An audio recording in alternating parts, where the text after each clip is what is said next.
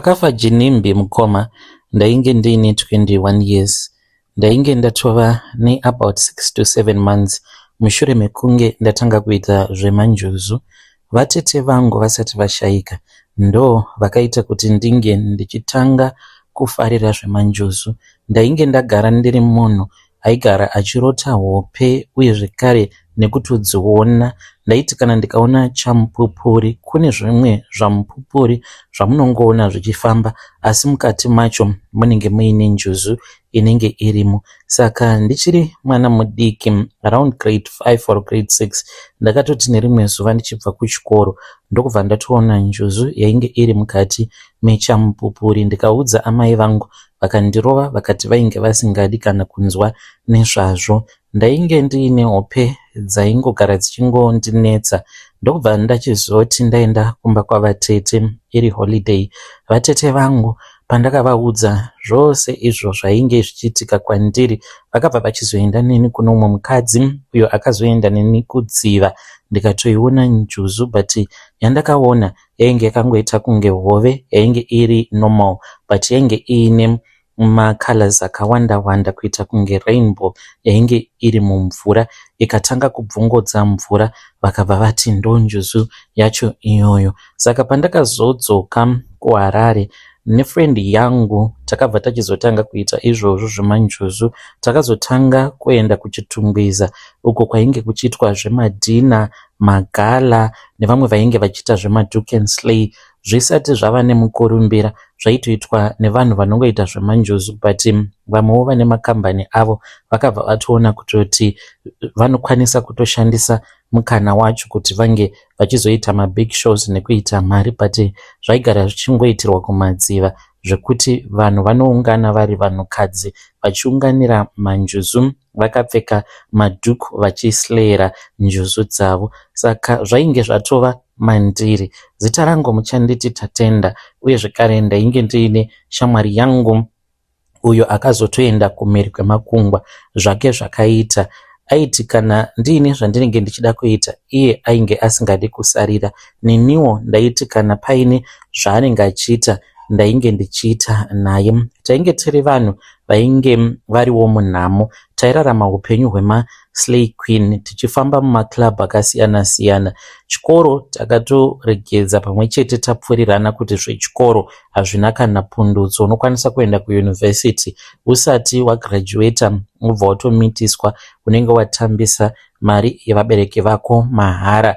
Tainge tichitambura tiri pamwe chete tichitsvaka mablesses anokwanisawo kuti ange achitipawo mari. Saka takabva tachizoti tajoina group racho iroro rekuchitungwiza. Ndopakabva pachizoitwa announcement yekuti kwainge kuine imwe n'anga yechichewa yainge iri kuBorodel. Saka yainge ichibatsirana nemumwe mukadzi muridzi wegroup rimwe raizviti njuzu dzekwaseke. Saka vainge vachida kuenda kuBorodel asi zvakanzi munhu wose anofanira kuti ange achiburitsa mari. Vakuru votanga vaenda kunopinda mumatare kuitira kuti vange vachinzwa kuti panodiwa chii kuti isu tinge tichizoitirwa manake nenjuzu dzedu, kutsvakirwa varume vane mari dzavo. Saka pakaunganidzwa mari, umwe neumwe akabvisa $50. Vakuru vegroup vakabva vachizoenda kuBorodel vakabva vachizonotaura nen'anga yacho yechichewa yainge yanzi yainge yauya muZimbabwe kuti inge ichizotora zvimwe zvinhu zvakakosha. Ndongova iyo painge pakabva mukuitika accident yaJinimbi ndopaakauyawo murume wacho iyeye. Saka n'anga iyoyo yakazoudza vakuru vedu pachena kuti kana muchida kuti varume vekunze veganda jena vane mari isingaperi munofanira kuti munge muchinonotora ivhu panzvimbo inenge yakafira mbenga. Saka vainge vachinzi pakatsvira motikari yake ndipo paifanira kuti pange pachizoenda kunotorwa ivhu ipapo. Ende kana kuri kunzi mukazogeza naro ivhu iroro munowana varume vanenge vaine mari isingaperi. Saka takabva tachizoenda kumatare. Takatohaya kombi because tainge takawanda. Taitosvika kuma 20 something mugrupu racho renjuzu dzekwaseke. Takabva kuchitungwiza ndokubva tachizoenda kuBorodale. Tichinosvika kuBorodale ainge ari makuseniseni, tikatosvika painge paine vamwe vanhu vainge vafambirawo nyaya dzavo vachibatsirwa nen'anga yacho yechichewa yainge yakabva kuMalawi kuzotora mushonga muZimbabwe panzvimbo yainge yakaitikirawo tsaona. Takazoti tapinda mumatare, vakuru vedu vainge vasina kuudzwa havo kuti matare acho kuti ange achizopedziswa pamunhu yainge ichazova marii.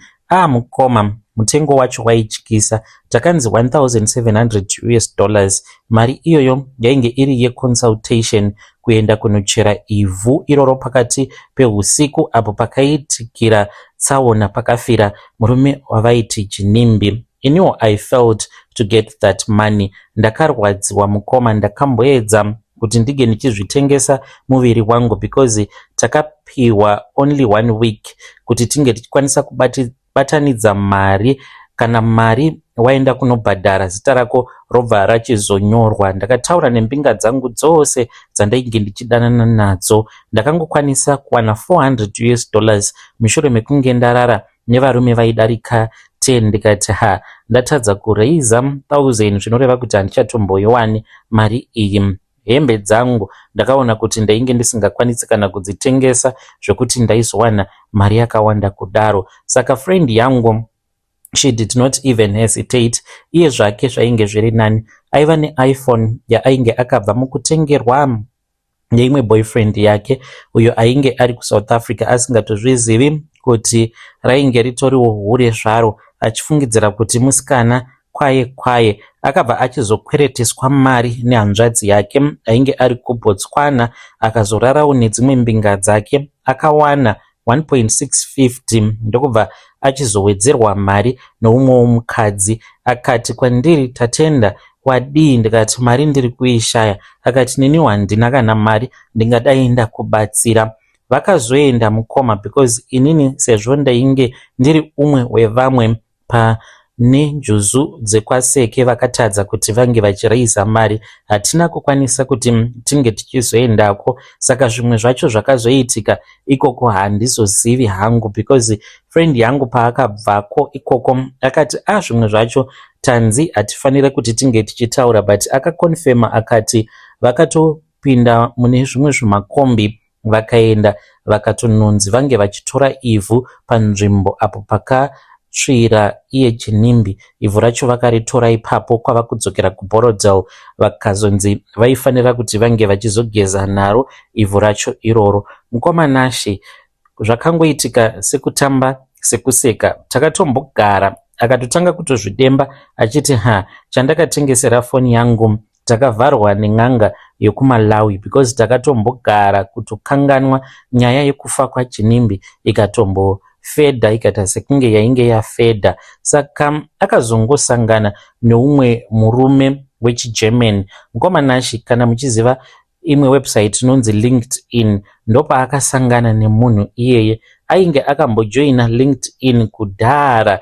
Ndopaakazongoona ava kutongonzi kuGermany kune basa, vakatanga kutaura vose. muGermany uya akatouya kunoku kuZimbabwe mukati memwedzi umwe chete. Vainge vatochata, vakachatira kunoku kuZimbabwe pasina kana nguva. Friend yangu akatoenda kuGermany, ndiko kwaari ikoko. Nazvino anotitumira mavideos, she is enjoying life. Ndinongodembawo ndichiti nditsvakirewo munhu, zvangu zviri kuramba. Akambonditsvakira varunguwo vekufambidzana navo kunyange vechikuru, but at the end of the day relationship yacho inozongogumira pafoni, hakuna kana kwainozomboenda. Ndakangosarawo ndiri kunoku. Soon after that handina kuzokwanisa kuti ndinge ndichiramba ndichingoita zvemanjuzu because ndakaona kuti kwandiri zvainge zvisingashandi. Chandaingogona kungoita kungorota hope chete ndiri kumadziva, but zvisina kana advantage kana zvazvainge zvichindipa. Saka ndakabva ndachizongosiyana nazvo hangu, handichaiti zvemanjuzu. Ndiyo secret yandiinayo mukoma. When you post mozondizivisawo, ndinenge ndirimo ndiri mucomment section. Vedarendo message iyo yandakatumidzirwa ichibva kuna vanzvadzi vedu. Zvakangooma hazvo vedu we, kugeza nevhu reapo panenge paine vanhu vanenge vakaita accident. Zvakaoma ngatitaurei navo mucomment section. Vahanzvadzi vedu ava, hanzi ndainge ndichiri mwana mudiki zvinhu izvi pazvakaitika. Regedzai tibva taenda panyedu inotevera. Nyedu inotevera yakamira sekudai so. Hanzi makadi zvenyu mukoma, please post my story makavika chitupa changu ndinotevererawo maconfessions enyu kana ndiri kubasa kunenge kuine wifi. Ndichangozviti admin sandiro zita rangu, ndiri umwe wevakuru, I am an administrator pane chimwe chikoro chepamusoro muno muZimbabwe. Basa rangu ndiri kungotarisa mamarks, marecordings uye kuona kuti vana maexams avo vanenge vakwanisa kumanyora zvakanaka here. Saka gore iroro painge paine umwe mwana musikana ndainge ndichidanana naamai vake. Musikana uyu akange aine influence pandiri zvisingaiti because ndainge ndichidanana naamai vake. Saka muclass mavainge vari mainge muine umwe musikana uyo ainge achigona zvisingaiti. Apa mwana wegirlfriend rangu ainge ari dofo rekupedzisira. Saka pavakazononyora maexams avo pakasvika nguva yekupedzisira yekuita final grading, ndakatora mamarks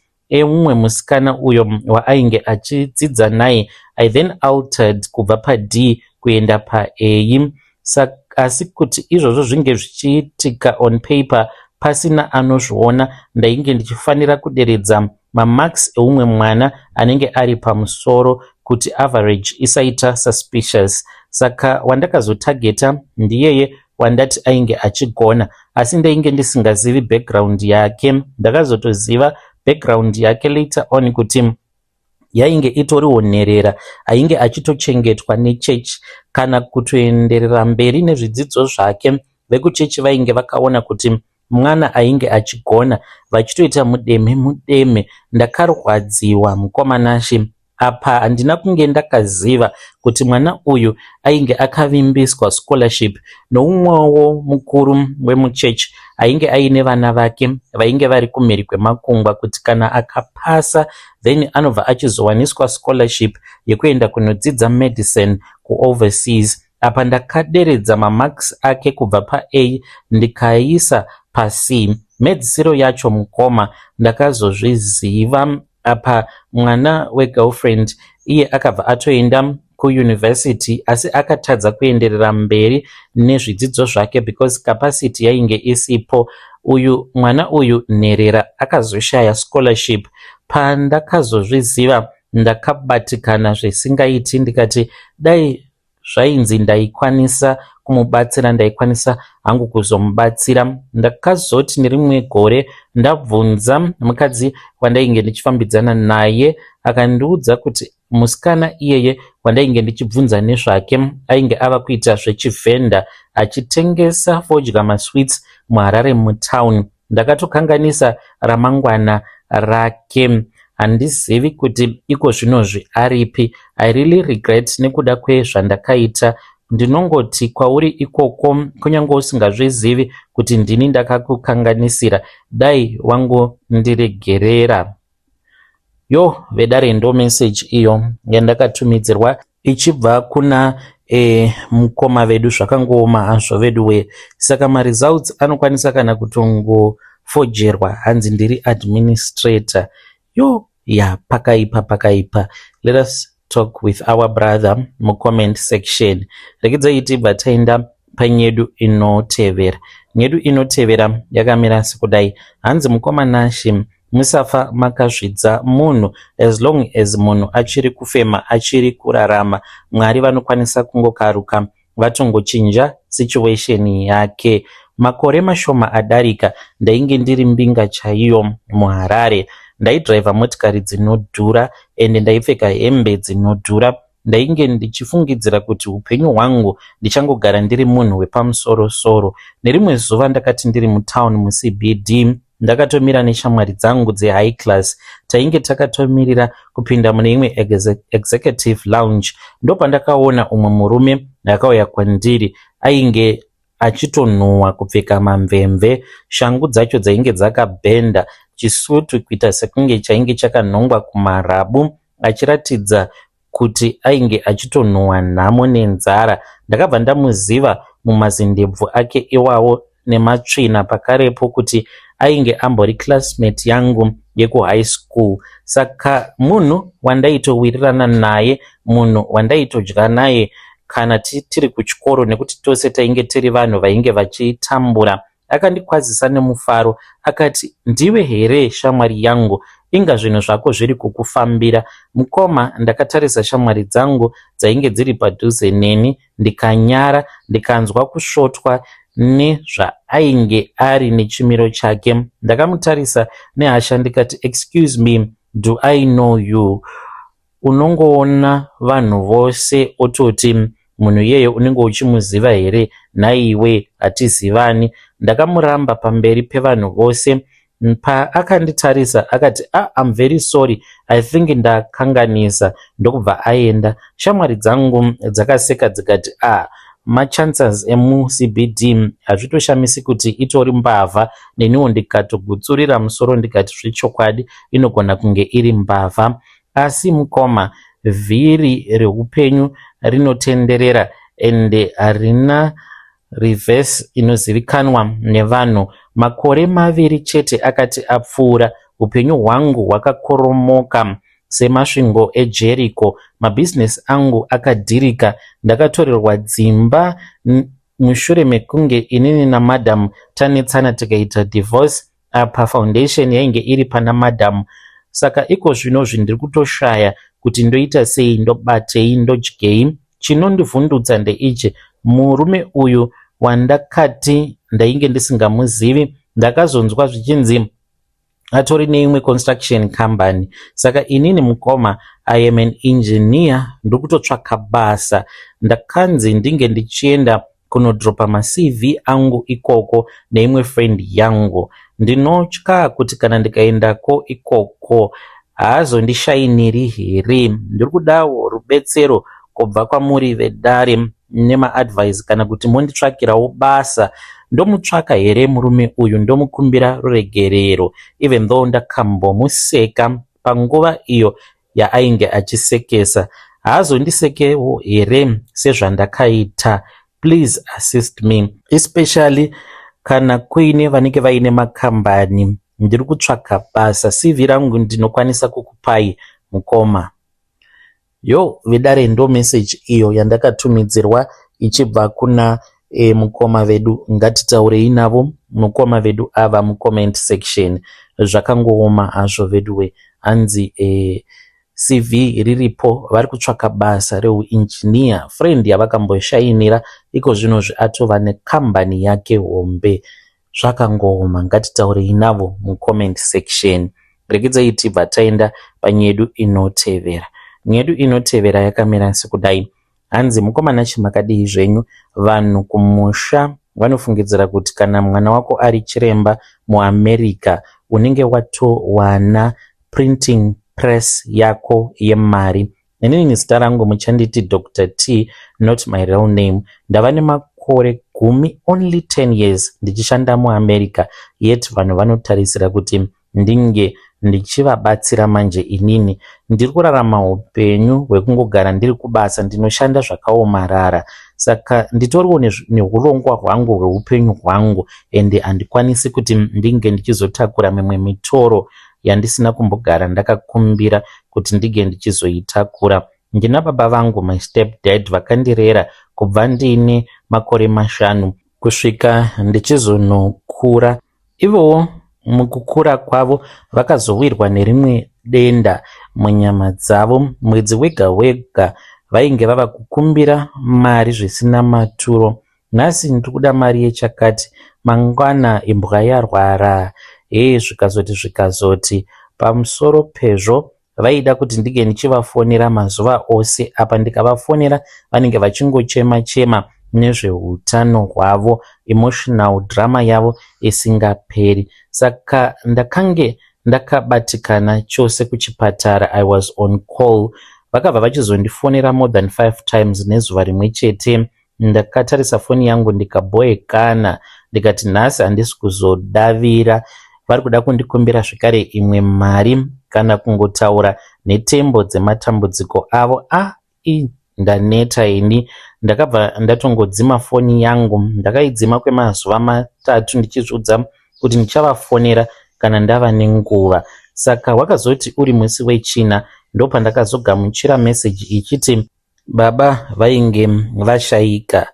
Mukoma iniwo ndakabva ndati handingamboende kuZimbabwe because urongwa hwangu ndainge ndatova pedyo nekupedzisa urongwa hwangu. Ndakarwadziwa but handina kuenda kurufu. Ndakavanyepera amai kuti ndakabatikana nebasa, asi chokwadi chiripo ndechekuti ndaitotya kutotarisanawo nechitunha chavo plus nekutorarama ndiri muguilty kusvika pari nhasi. Ndo zvakaitika izvi mukoma, ndiyo secret yangu yandiinayo, kuti panguva iyoyo nekuda kweurongwa hwandainge ndiinahwo ndakaona sekunge vainge vachinyanya kundinetsa.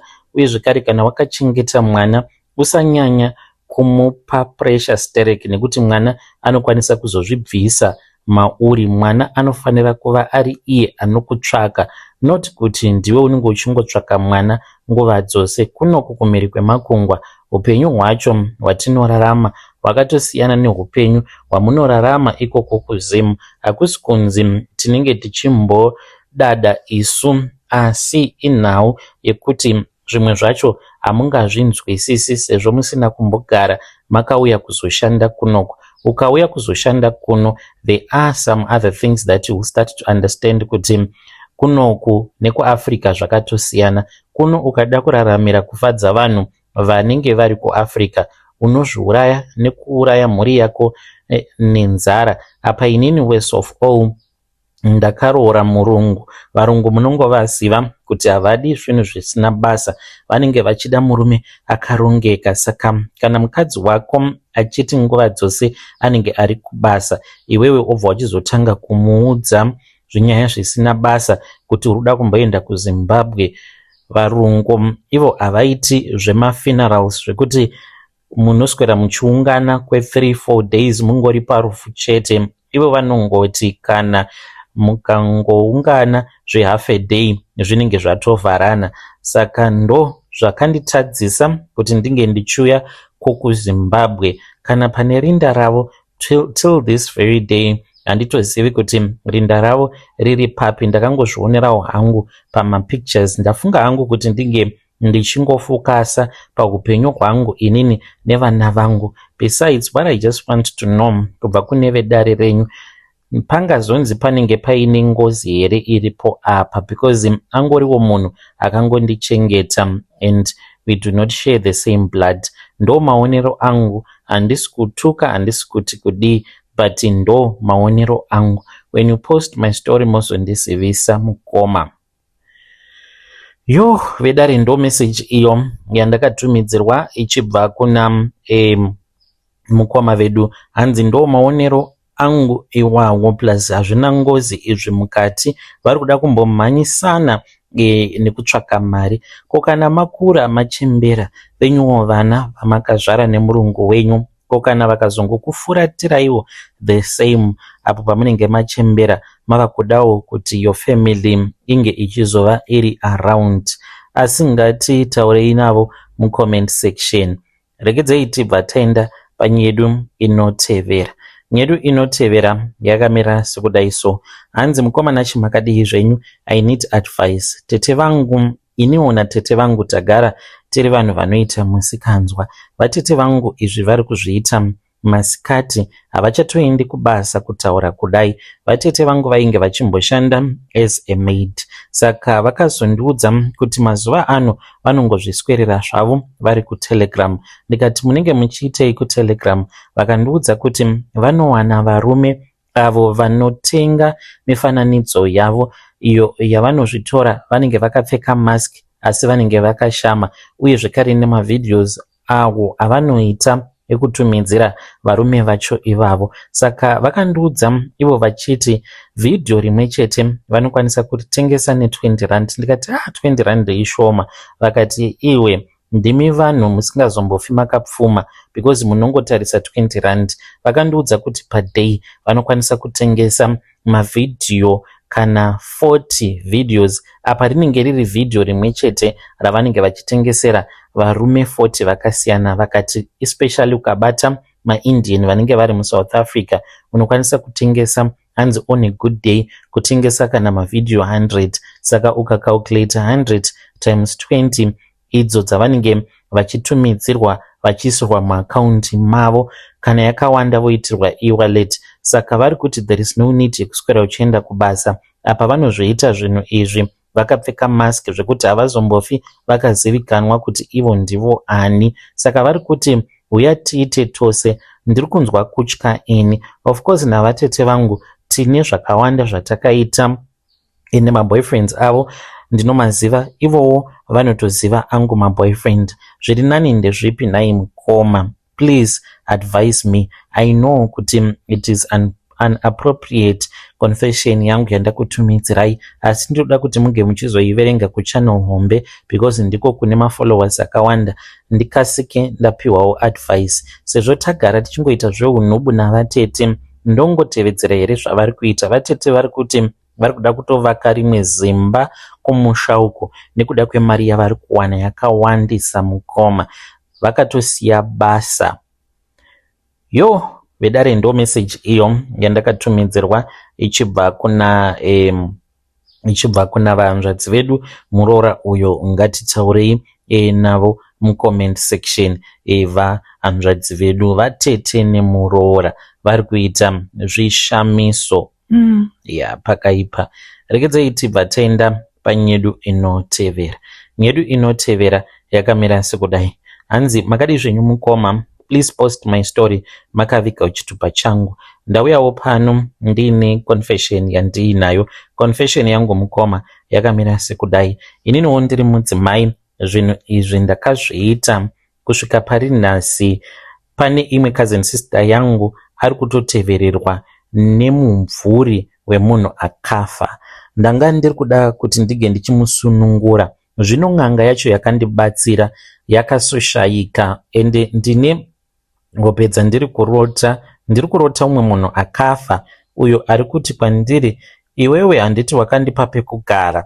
Saka kana kuri kunzi unenge usingachadi kuti ndinge ndichigara pacho pawakandipa ukanditi iyi ndiyo yava imba yako pekuti uchange uchizogara, chinditsvakira, otherwise ndinouya ndikagara pamwana wako. Zvichireva izvo kuti mweya uyu wemunhu watakaenda tikanomutsa kumakuva wava kutotarisira kuti ini ndini ndinofanira kuva responsible nekuutsvakira pamwe pekugara. Zvakaitika mukoma zvakatangira pawedding yecousin sister yangu. Ndakabatwa junk namainini vangu, amai vakabereka cousin sister yangu.